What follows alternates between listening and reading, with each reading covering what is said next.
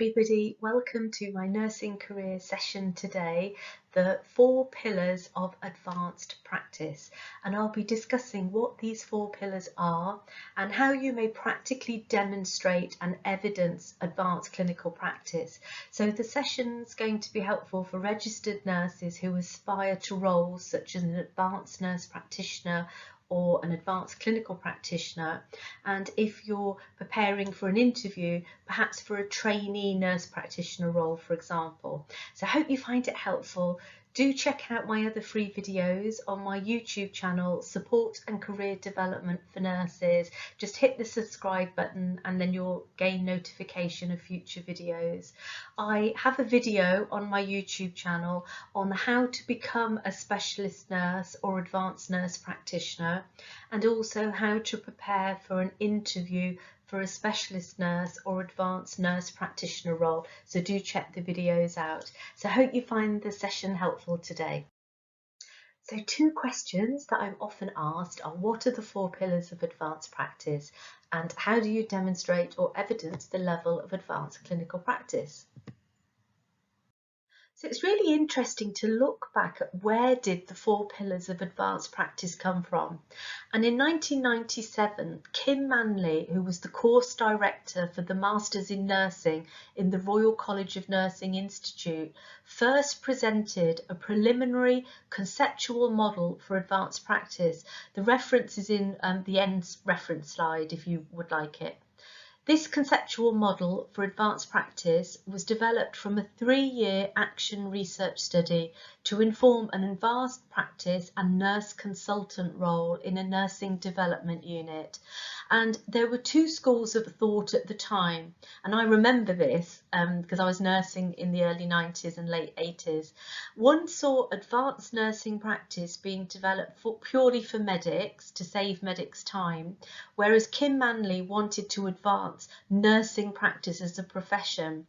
And I remember doctors at the time discussing how they didn't agree with the role, and some nurses didn't agree with the role as well. Key themes that underpinned her work around advanced practice, such as being an expert, an educator, a researcher, a consultant, a strategist, a visionary, a role model, and an innovator. And her paper focused on open, non-hierarchical management, change management, and practice development for these type of roles. So Kim Manley's 1997 papers I find really interesting, as she discusses the nursing development units at the time that we had in the early 1990s. And I think it's important to go back in our nursing history, as this work has influenced policy and developing frameworks for advanced clinical practice today. So her work has stood the test of time.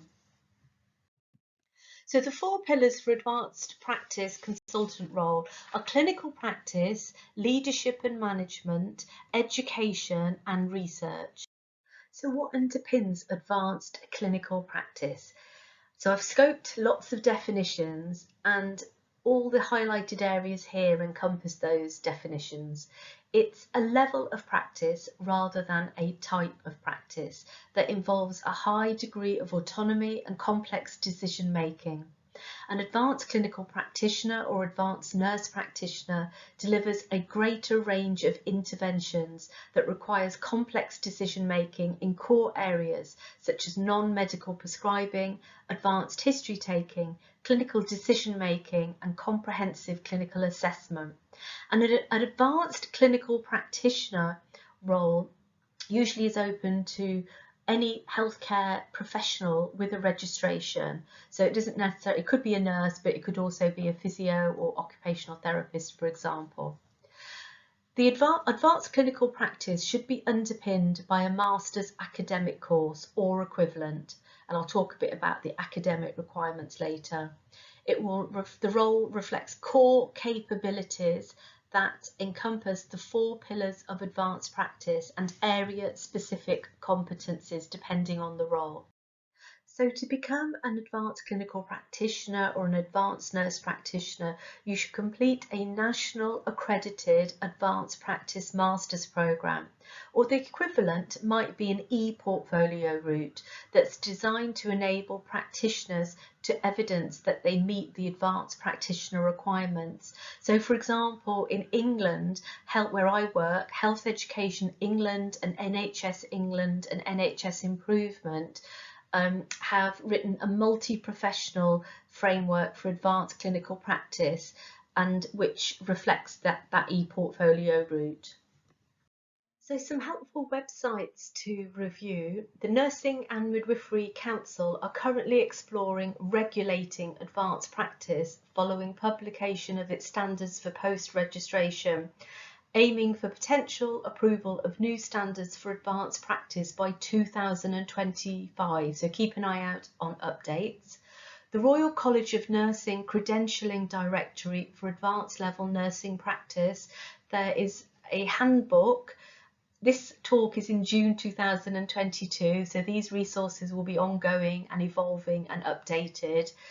And the NHS has different documents and websites. So where I work in England, there's Health Education England, and they have established a centre for advancing practice that has some fantastic information and updates. And it's interesting because advanced level nursing practice competencies are country specific, so there's slight differences between the 4 nations in the UK. So wherever you live in the UK, you will need to look at your NHS education documents and websites, reviewed and change in the future. So key websites and resources for ongoing updates, UK NHS websites across the 4 nations, and it usually says NHS Education Department, the Nursing and Midwifery Council, and the Royal College of Nursing. If you're interested in a career as a specialist nurse or advanced nurse practitioner, do check out my YouTube videos. I've got one called How to Become a UK Specialist Nurse or Advanced Nurse Practitioner, and my second one is to help prepare for interview for a specialist nurse or advanced nurse practitioner role. So I'm going to start to give you some examples of how you can start working towards an advanced clinical practitioner role, and how to demonstrate or evidence the level of advanced clinical practice if you're a trainee nurse practitioner, advanced nurse practitioner, or advanced clinical practitioner. And I'll do this using the 4 pillars of advanced practice. So if we look at the first pillar, clinical practice, advanced clinical practice, if you are aspiring to become an advanced clinical practitioner or advanced nurse practitioner, it's very helpful to increase your insights and knowledge of the role, to review job descriptions and personal specifications for requirements relating to professional experience and academic qualifications. Start to arrange informal visits or shadowing experiences where you can talk to people in these roles. You could potentially join the Royal College of Nursing Advanced Nurse Practitioner Forum, and this forum helps to raise awareness of advanced nursing practice across the 4 UK nations, supporting nurses who are already working or aspiring to work at that advanced level. As I said earlier, review current Nursing and Midwifery Council, Royal College of Nursing and NHS educational resources for the current capability frameworks for advanced practice and proficiencies. So to work at an advanced level, you need to increase your knowledge, skills and competence. You'll need to complete a master's in advanced practice. So in England, that's level 7 academic level, or Scottish level 11. And that would include modules such as history taking, clinical decision making, or advanced clinical assessment. you must complete an accredited advanced practice programme. Sometimes universities have slightly different names for degrees, so always check. So in England, for example, Health Education England has established the Centre for Advancing Practice to monitor the standards for education, training and accrediting advanced level programmes. So we can check through the Centre for Advancing Practice that that degree is accredited. The e-portfolio route provides an alternative route by mapping your knowledge and skills. So in England, the e-portfolio is mapped to multi-professional framework for advanced clinical practice using the e-portfolio. Advanced nurse practitioners would have to undertake an independent prescribing course and qualification, and some advanced nurse practitioners and advanced clinical practitioners require post-registration specialist courses for the role. They might have to have certain research, service development, teaching and post-registration qualifications and academic courses dependent on the role currently. So do look at those job descriptions. So when we're looking at evidencing achievements in advanced practice for, say, for example, a trainee advanced nurse practitioner or a trainee advanced clinical practitioner, they usually have portfolios to record their achievements. They'll have SMART objectives and the framework capability, advanced practice capability framework, specific role proficiencies to be signed off. So they'll the evidence is work-based assessments where they're being observed in practice, and they'll also have to write up what reflections as well. So there may be personal development plans, reflective forms and learning logs that will be used to evidence their achievement in advanced practice. Consultations with individuals in clinics, for example, there may be a consultation observational tool assessment, case-based discussions, clinical exam procedures and skills exams where they're observed. And personal satisfaction questionnaires may be collected and receiving feedback on how they've performed, clinical supervision reports and a range of feedback from colleagues or service users, such as compliments, can evidence your achievement of that advanced level. So when you're a trainee advanced nurse practitioner or a trainee advanced clinical practitioner, you're going to have your frameworks, your proficiencies and core competencies potentially. There's some really good ways to demonstrate advanced clinical practice is undertaking leadership and change management projects, quality improvement projects, audits, service evaluations that includes data collection and shared learning with colleagues, educating yourself and educating and supporting others.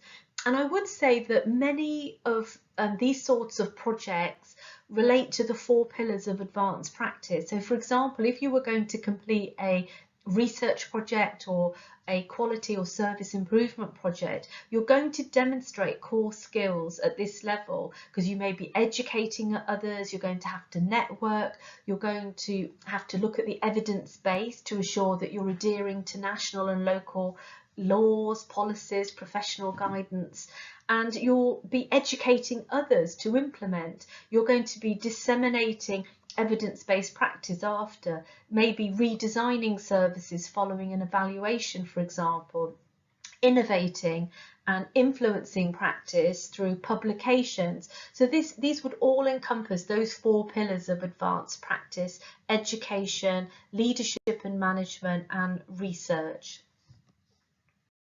So going back to the 4 pillars in advanced practice, the next one's leadership and management. So for an early career nurse, looking at starting to develop your leadership knowledge and skills, you can do this through supporting your line manager, networking with the local leadership team to see what projects are being worked on in the area currently. You might want to assist with service evaluations, audits, clinical governance, organisational projects. You could look at the incident reports in the area and attend clinical governance meetings, whereas somebody that's a trainee advanced nurse practitioner might be developing and implementing robust governance systems and look to address current gaps and concerns. So they're using their initiative, and it's more of an advanced level. Attending conferences, leadership courses, and completing work-based learning projects is very helpful. Often when you undertake leadership courses and modules, the work-based learning projects mean that you'll be implementing a service improvement project, for example. And it's helpful to go on the NHS Leadership Academy, has lots of leadership courses, and many universities have leadership courses aimed at healthcare professionals too. So being proactive, using your initiative and leading new practice or service redesign, following feedback and evaluations to meet service needs would be something that would be expected of an advanced nurse practitioner or a trainee nurse practitioner, advanced nurse practitioner or advanced clinical practitioner would be working towards that goal. So keeping under the theme of leadership and management on the 4 pillars, you could link to local and national leadership forums and networks. So the Royal College of Nursing has the Advanced Nurse Practitioner Forum, raising awareness of advanced nurse practice, supporting nurses who are already working, but all as an advanced practitioner, but also aspiring to work at an advanced level. And then there's also the Royal College of Nursing Management and Leadership Forum, again aiming to support members to develop their capabilities to demonstrate leadership qualities regardless of their position. So these forums are open to nurses at whatever level. You can apply for leadership scholarships. So a good one is the Florence Nightingale Foundation Leadership Scholarship. And I saw recently that they have a digital leadership scholarship, which is really exciting.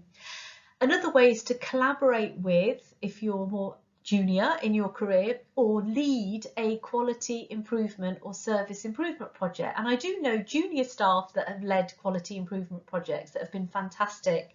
I have a YouTube video that's really simple, and because I've led a few projects now on quality improvement and service improvement projects for nurses, so do check the video out on my YouTube channel.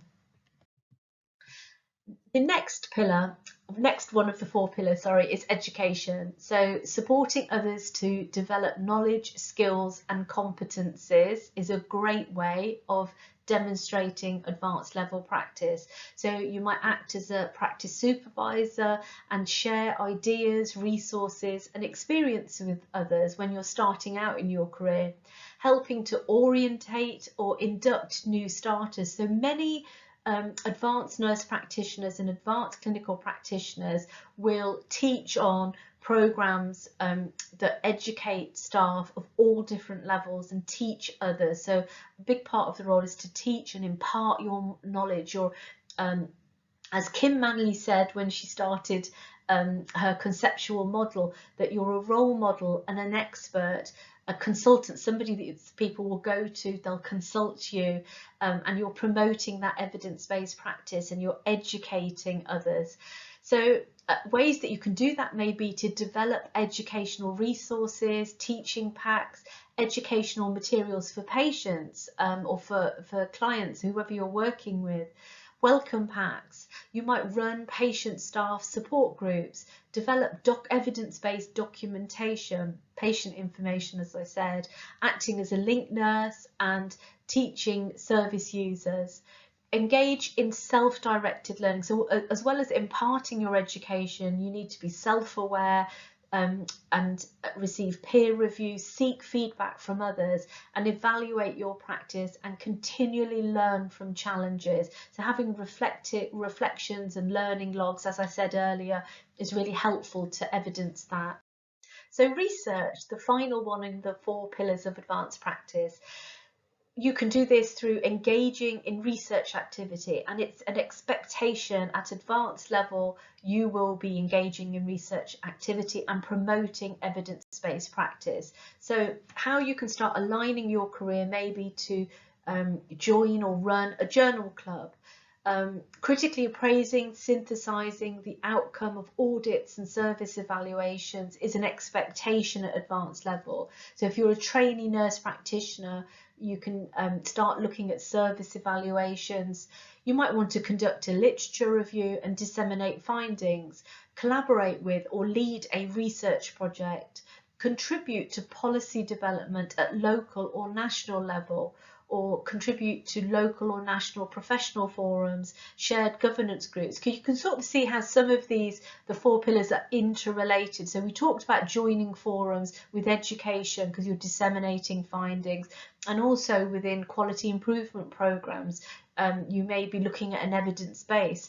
So they are interrelated as well, but hopefully it gives you an example of some ways that you can start aligning your career prior to applying for a trainee post, for example. Part of research is disseminating best evidence-based practice and your research findings, quality improvement projects through local and national networks, and you might do a conference presentation or use social media and publications. And I have talked about ways to influence nursing practice and disseminate your work in my YouTube video, 5 ways to influence nursing practice. So do check it out on my YouTube channel. So if you have any questions, do put them in the YouTube questions. Do hit the subscribe button.